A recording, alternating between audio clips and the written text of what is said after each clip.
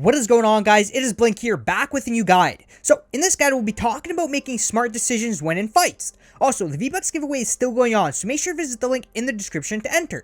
And lastly, don't forget to subscribe and turn on notifications, as I post an Amazon gift card code in the comments every time I upload. By turning on notifications, you'll have a way better chance of getting here first and redeeming that code. Anyways, guys, let's get to this guide. Now, in this first example, this player was above me, so by placing a roof, he's now not able to drop onto me. I then placed a wall down to avoid getting shot at. The moment he starts to look away, I made an edit to get some surprise shots. Now, this could have went a little better had I hit most of my shots, but it's just one way of keeping yourself safe from a critical shot to the head and making a sneaky play with the edit. Now, remember, players that are above you will have an easier access to a headshot because most of the time that's the most exposed part of your player model from above.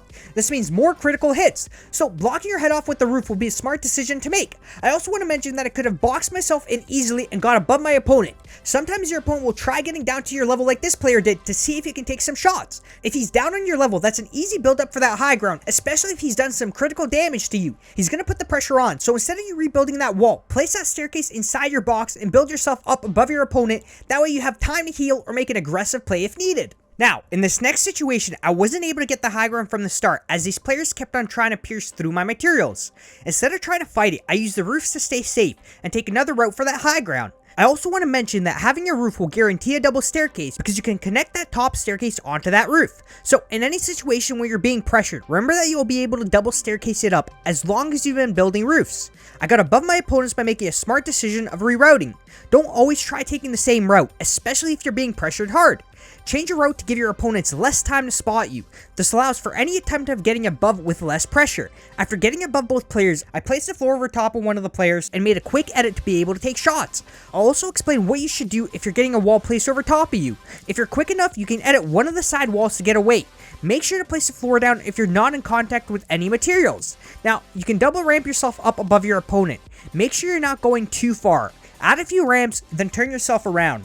The reason you don't want to go too far is because your opponent can shoot right through both your materials, resulting in you falling to your death. You build yourself back over top of all the materials, that way if he does shoot your materials out, you're not falling to your death.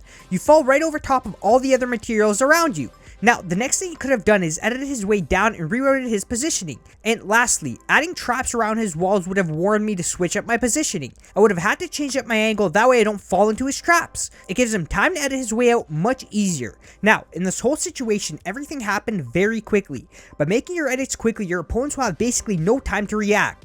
He still had his building materials out because he had no clue what just happened. In this player's situation, he should have pulled out his weapon and fought back. It's always the best thing to do in close quarter battles.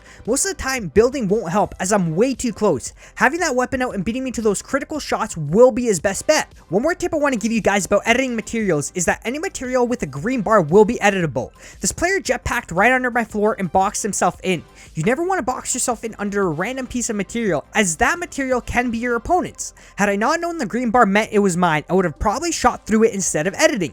This is very useful, especially if you're in a big material mess. Half of the materials are yours and half the materials are your opponent's. That means if your opponent changes his location to maybe heal and he boxes himself under your stairs, then you'll be able to edit your own stairs without him even realizing it. Now, one more thing you have to make sure is you have your weapon out. When you've got your pickaxe out, the green bar will usually not show up, so you won't know if that can potentially be your material. It's the same thing with checking tree HP. You have to have your weapon out in order to check, so just make sure to take note of that. Now, in this next situation, this opponent got above me, and I tried building around his stairs. The issue was that he got way above me.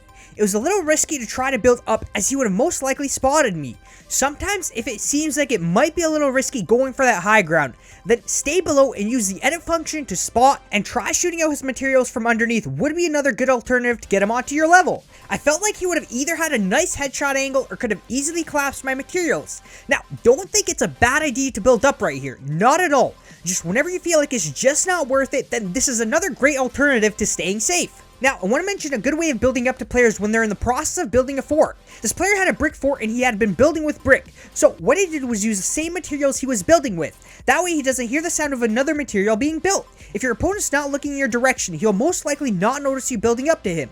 You'll easily be able to apply pressure before he even notices. So anytime you see a fort being built, use the same materials that your opponent's using. That way the sounds don't change much. Had he used wood instead of brick, he would have most likely noticed and caught me building up to him much sooner. Well guys, that's it for this guide. Hopefully I've helped some people out, and a like and a sub will be greatly appreciated as it does help me out a lot.